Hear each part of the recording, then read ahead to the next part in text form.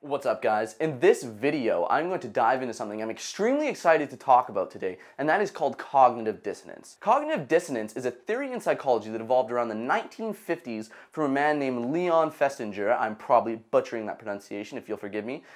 In a very interesting experiment that was conducted, and I'd just like to outline that experiment for you because I think it'll give you some interesting insight into the mechanisms of cognitive dissonance. Cognitive dissonance is a theory that evolved in the 1950s from psychology that has three main tenets. Tenet 1 is that human beings are sensitive to inconsistencies between beliefs, two beliefs, or a belief in an action, or any combination of those things. Tenet 2 is that awareness of an inconsistency between thought and an action, or two conflicting belief systems, will result in stress in that individual. Tenet 3 is that people will seek to resolve this dissonance in one of three ways. How the experiment was conducted is that all of the participants involved were given an extremely mundane and boring task that they had to complete, something that everybody would agree upon being mundane and boring. After the completion of the task, they were given either $1 or $20, and this will become more important later on. They were then asked to tell the next participant, though it was not actually a participant, it was a confederate of the experimenter, just an actor in the experiment,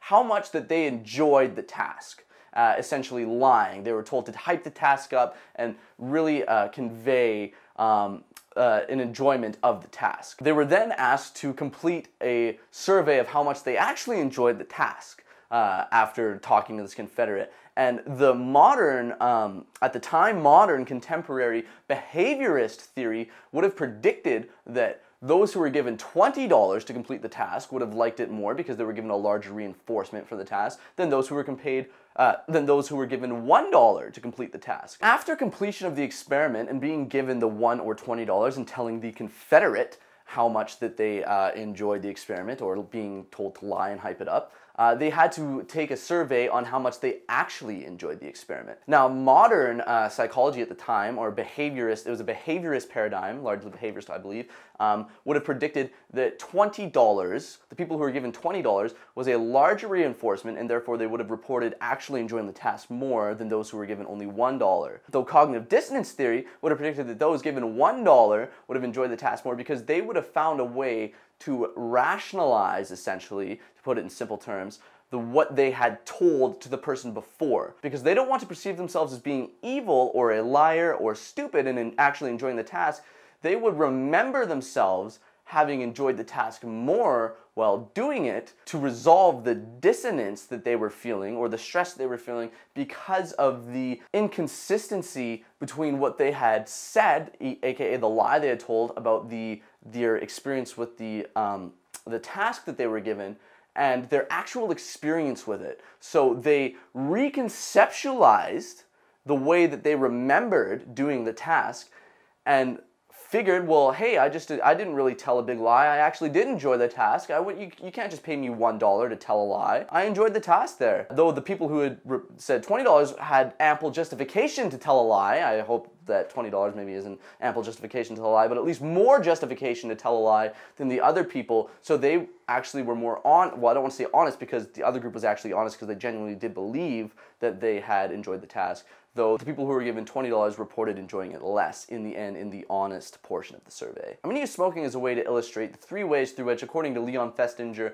people would resolve their cognitive dissonance. This could be in the context of smoking, you know, so somebody knows that smoking is really bad for them and that it is in effect killing them, but they still choose to do it because they have evolved the value that maybe life is about doing things that you love, and they love smoking so much, so you know, if they're not smoking, they're not living. So they change their belief, or they change their value system to incorporate their behavior of smoking constantly. Way number 2 that people seek to resolve their dissonance is by simply changing their actions. And so, you know, in smoking, this is an easy way to see it. You just stop smoking. That's one way that people could resolve the dissonance, but unfortunately that's probably not the most common way that people resolve their dissonance, especially in this case. Way number 3 that people seek to resolve their dissonance that they feel is by reconceptualizing the behavior or the action that they're taking part in. Maybe here you say, like, in the context of smoking, that, oh, I've never met anybody that's died of smoking.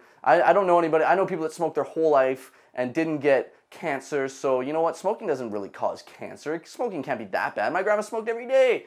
for 10 years, 100 years, you know, and she's fine. So maybe smoking isn't so bad, but, you know, it really is. People just reconceptualize their attitude towards the behavior and they go straight up against the facts that they know to be true to simply make the behavior that they're engaging in okay with their belief system. The way that this goes with their belief system is, of course, people wouldn't want to be engaging in a behavior that they know to be bad. That is the whole underlying theme of cognitive dissonance here, is you're either going to stop the behavior or reconceptualize or change your belief system surrounding the behavior to make it an acceptable situation, because nobody wants to perceive themselves as a bad person or a weak person. The whole point of this video, and the reason I illustrated cognitive dissonance like this, is because I would like you to hopefully realize that this is essentially at play in every single action that you make. Every single time you make an action, you're building up a set of reference experiences and values to unconsciously weigh all of your future decisions against. And that if your future decisions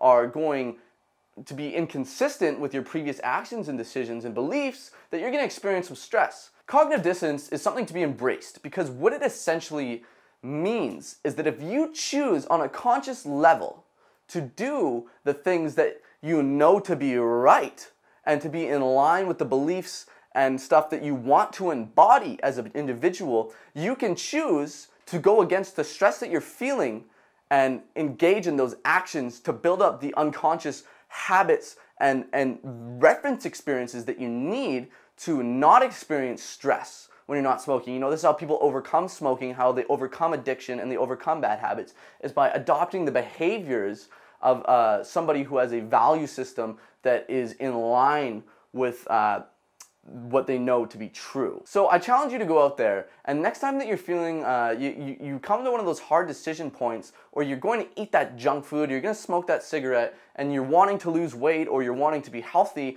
think about what the type of action that the person you want to be would take, because taking that action now is going to make it easier for you to take those kinds of positive actions moving towards your goals again in the future. Cheers. This has been Mnemonics, and I hope you enjoyed this little discussion we had on this.